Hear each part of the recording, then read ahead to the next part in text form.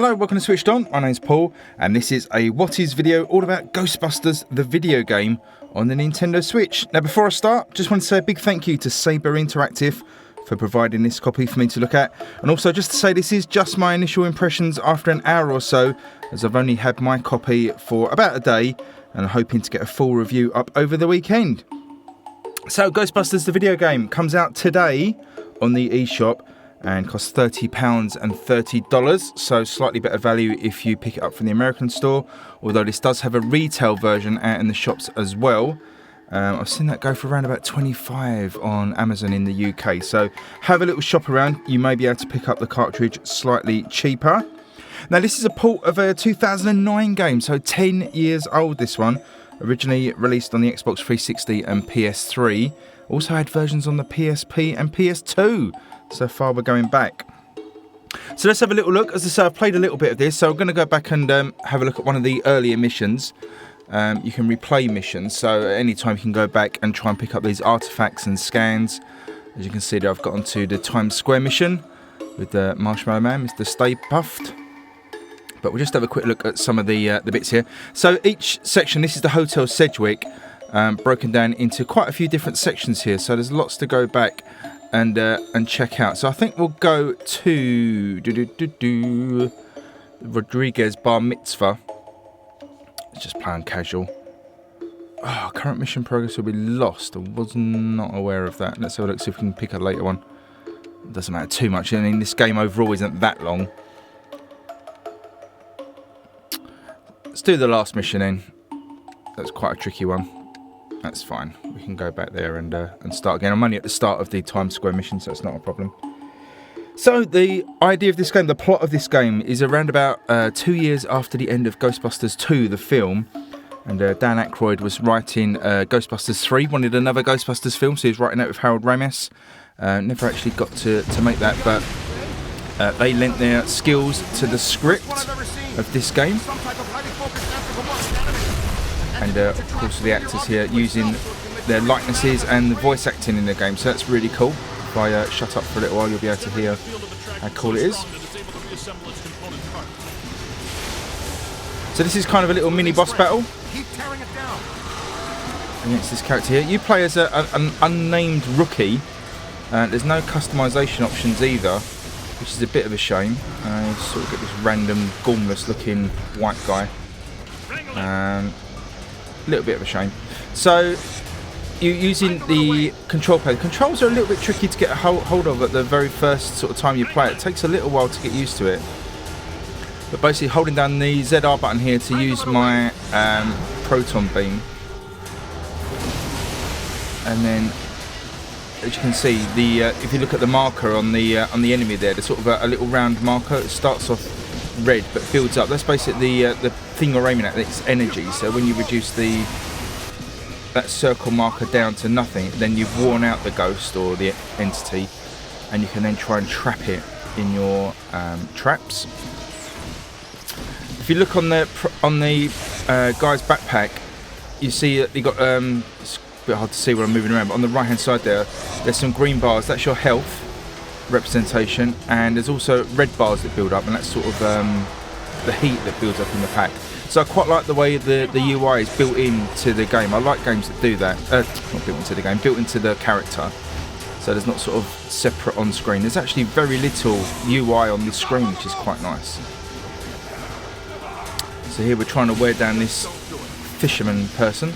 Now when those red bars build up, when the pack gets too hot, you do have to vent your backpack, otherwise it stops working. So you see those red bars building up, and you press the R button and it sort of vents that, lets the heat out. So we're all trying to wear down this dude. We've nearly got him.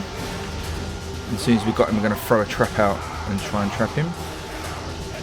As I say, when you first play the game, controls feel a bit tricky to handle, but when you realise some of the bits are automated that they ask you to do manually, then it becomes a little bit easier. So just basically got to wear him down. We've got like, I was in wrangler mode then, which basically means that you trapped him and you've got to try and pull him around, wear him down. I'm going to send a trap out. You press the Y button, send a trap out. You should be able to see that. If you look at the screen just in front of me, there's like a yellow light going up into the sky now. That's my trap, and you've got to try and get the ghost over that. If we can all work together to get the ghost over that. I believe the 360 and PlayStation 3 versions actually had multiplayer, so I think that may have been co-op. No multiplayer in the Switch version. I don't know if that's coming at any point, and not that I've heard. Come on, fisherman. You know you want to go down. Right, we got him. Let's get him over the trap.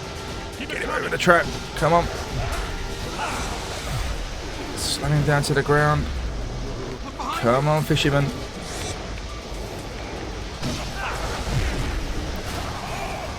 Right, here we go. There we go. So you see the trap's opened up. We got him over the trap. And he's going in. Just got to make sure he stays within the trap boundaries. Oh no, he got out. So it can be a little bit annoying, this section. The controls, I'll tell you what would really benefit this game, and that's motion controls. Especially when you're aiming your pack at the beginning of a fight. There we go. In he goes. But when knives and forks become a big angry giant, that's really... So he's in the trap, so we'll just pick up the trap and we can take that back to HQ. Right? So you get these like little cutscenes and little weird bits of voice acting. Let's just watch this little cutscene for a little while. Just so you can get an idea of the quality. Right outside. And so is something else. Gosh, we've missed you, partner. Glad you could make it. But first, how was Aida? Well, we had to make do with this new specimen here. I've been trying to get here. So you can see the likenesses are pretty good, although some of the lip syncing, it feels very 2009, doesn't it? It's like way out of sync. Winston, what do you But you know, you can tell who the characters are. It's clean and soft and white. There's your character, the rookie, the gormless looking. No, this is not possible. Not here, not now, not again. Gormless looking person now. So here comes Stay Puft. So move on to the next mission, which is Times Square. I quite like. I'll just show you this little bit here because I quite like the graphics of this cutscene. I think it looked really good. Graphics overall are a little bit basic. There's some bits that are really good and some bits that aren't so good, so it's kind of a mixed bag. But generally, on the whole, the performance is good, and you know, it looks pretty authentic. So I quite like this cutscene. This time, I swear it.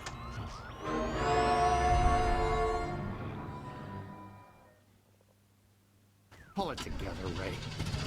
So considering, if you just listen to this, Ray, weren't you going to finish up the install of the Super Slammer today?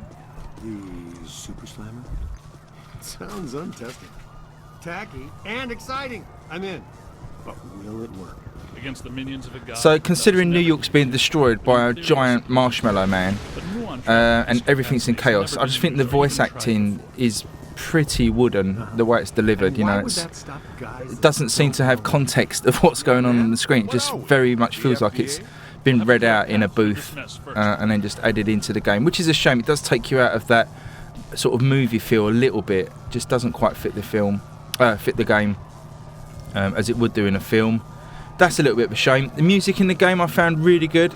It feels very much like a movie score. I think it's like the authentic movie that's been authentic music, that's been used from the movies. So that feels really good. You can see here that the graphics of the backpacks are really cool as well, really detailed. Lots going on. I really like that. I mean, as I say, generally performance is pretty good. I've not noticed any slowdown, even when there's been like chaotic sort of fights in the early sections here. Whether it changes as the game goes on, as I say, I'll find out and mention that in my full review. But so far, performance has been really solid. So I would say overall, so far from what I've played, hour or so, if you're a Ghostbusters fan, you're probably going to be wanting to pick this up anyway if you haven't already played it. Seems like a really authentic game. Look, from the films. If you're a fan of the films, you get everything here. You get the proton pack, the catching the ghosts, Slimer's in it, your HQ's in it. You've got Ecto 1 here, which I don't think you get to drive, which would be a bit of a shame if you don't. I'd love to have like a Grand Theft Auto game where you drive Ecto 1 around New York picking up ghosts, but I don't think that's in. But so far it feels really good, and I think for the budget price, especially if you can pick up on cartridge, I'm sure you're going to get it even slightly cheaper than £25 that Amazon are doing it. So I think for that money, that sort of money, it's great value. But I will play through the game, and I will get my review out, hopefully by the end of Sunday, if not very early next week anyway. I'll do the best I can so I did get this one a little bit late, so I've had to push a couple of things back to dive into it. But I hope that's okay. If you like the video, please like and subscribe.